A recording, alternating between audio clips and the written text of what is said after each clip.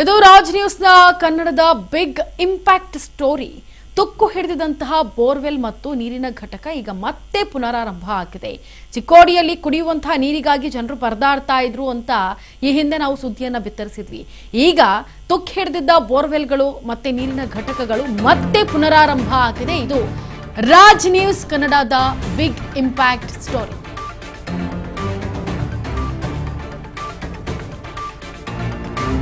ಚಿಕ್ಕೋಡಿಯಲ್ಲಿ ಕುಡಿಯುವ ನೀರಿಗಾಗಿ ಜನರ ಪರದಾಟ. ಸತೀಶ್ ಜಾರಕಿಹೊಳಿ ಕ್ಷೇತ್ರದಲ್ಲೇ ನೀರಿಗಾಗಿ ಪರದಾಡ್ತಾ ಇದ್ರು ಜನ. ನಿನ್ನೆ ಸುದ್ದಿ ಬಿತ್ತರಿಸಿದ್ದ ನಿಮ್ಮ ರಾಜ್ ನ್ಯೂಸ್ ಕನ್ನಡ ಎತ್ತ ಸುದ್ದಿ ಪ್ರಸಾರವಾಗ್ತಾ ಇದ್ದಂತೆ ಕಾರ್ಯಪ್ರವೃತ್ತರಾದ ಅಧಿಕಾರಿಗಳು ತುಕ್ಕು ಹಿಡಿದು ಬಂದಾಗಿದ್ದ ಬೋರ್ವೆಲ್ ಮತ್ತು ನೀರಿನ ಘಟಕ ಸುದ್ದಿ ಮಾಡಿದ 6 ಗಂಟೆಯ ಒಳಗೆ ನೀರಿನ ಘಟಕ ಮತ್ತೆ ಪುನರಾರಂಭ ಆಗಿದೆ. ಇದು ರಾಜ್ ನ್ಯೂಸ್ನ ಬಿಗ್ ಇಂಪ್ಯಾಕ್ಟ್ ಸ್ಟೋರಿ. ಯಾಕಂದ್ರೆ ಚಿಕ್ಕೋಡಿಯಲ್ಲಿ ಕುಡಿಯೋ ನೀರಿಗೂ ಕೂಡ ಜನರು ಪರದಾಡ್ತಾ ಇದ್ರು. ಅಲ್ಲಿನ ಜನ ಕುಡಿಯೋ ನೀರಿಗೆ ಅಂಗಲಾಚಿ ಬೇಡ್ತಾ ಇದ್ರು. ಸತೀಶ್ ಜಾರಕಿಹೊಳಿ ಕ್ಷೇತ್ರದಲ್ಲೇ ನೀರಿಗಾಗಿ ಜನರು ಪರದಾಡ್ತಾ ಇದ್ರು.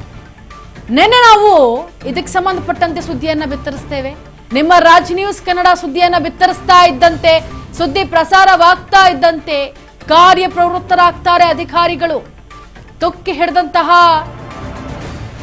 ಬೋರ್ವೆಲ್ಗಳು, ನೀರಿನ ಘಟಕಗಳನ್ನ ರೆಡಿ ಮಾಡಿಸ್ತಾರೆ.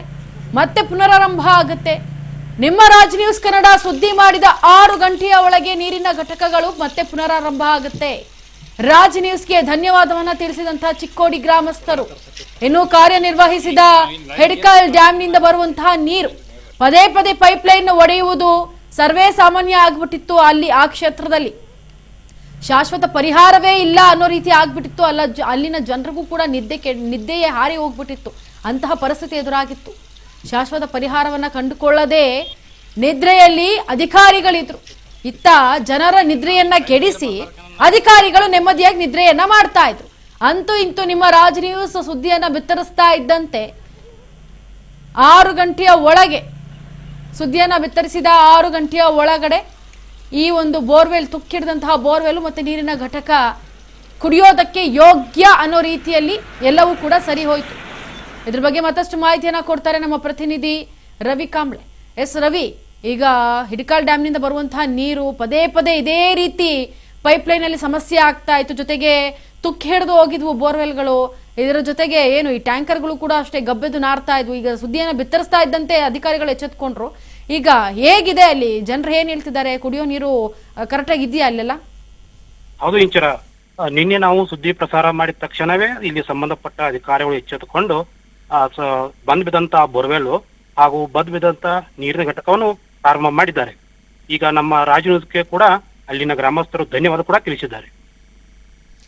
ಎಸ್ ರವಿ ಕಾಂಬ್ಳೆ ಅವರೇ, ಈಗ ಅಧಿಕಾರಿಗಳು ಆ ಸ್ಥಳಕ್ಕೆ ಬಂದಾಗ ಏನಾದ್ರೂ ಮಾತಾಡಿದ್ರ ಗ್ರಾಮದ ಬಗ್ಗೆ?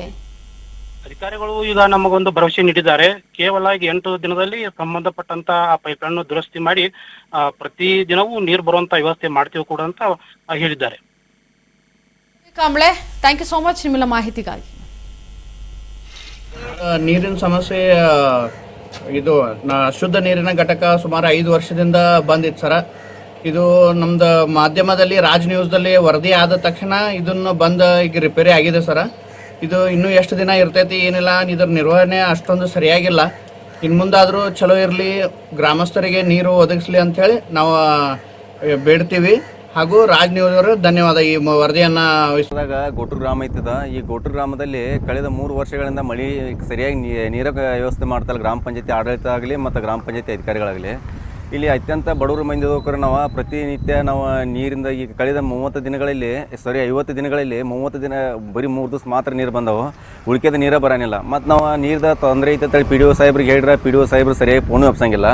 ಮತ್ತು ಇಲ್ಲಿ ಜನಸಂಖ್ಯೆನೂ 5,000 6 ಸಾವಿರ ಇರೋದ್ರಿಂದ ನಮ್ಗೆ ನೀರು ಬೇಕಾಗೋದ್ರಿಂದ ನಾವು ಸಂಕೇಶ್ವರಕ್ಕೆ ಹೋಗಿ ದಿನನಿತ್ಯ ನೀರಿಂದ ಪರದಾಡುವಂಥ ಪರಿಸ್ಥಿತಿ ಬಂದೈತಿ. ಮತ್ತು ಇದೇ ರೀತಿನ ಪಿ ಡಿ ಒ ದಿನನಿತ್ಯ ಕಾಲ್ ಮಾಡಿದ್ರು ಕೂಡ ಒಂದು ಸರಿ ಫೋನು ಎಬ್ಸಂಗಿಲ್ಲ ಅವ್ರ.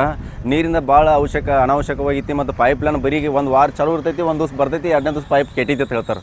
ಒಂದು ದಿವಸ ಇದು ಕೆಟ್ಟೈತಿ, ಅದಕ್ಕಾಗಿ ನಿಮ್ಮ ಊರಿಗೆ ಒಂದು ವಾರ ನೀರು ಬರೋಂಗಿಲ್ಲ, ಅದಕ್ಕಾಗಿ ನೀವು ಅಂತ ಹೇಳ್ತಾರೆ. ಮತ್ತು ಇದಕ್ಕಾದ್ರೆ ಒಂದು ಪರ್ಯಾಯ ವ್ಯವಸ್ಥೆ ಮಾಡುತ್ತೆ ಪಿ ಡಿ ಒ ಸಾಹೇಬ್ರಿಗೆ ಹೇಳಿದ್ರೆ ಅದನ್ನು ಕೇಳಂಗಿಲ್ಲ ಅವ್ರ. ಅದಾಗ ಗೋಟೂರು ಗ್ರಾಮ ಐತದ. ಈ ಗೋಟೂರು ಗ್ರಾಮದಲ್ಲಿ ಕಳೆದ 3 ವರ್ಷ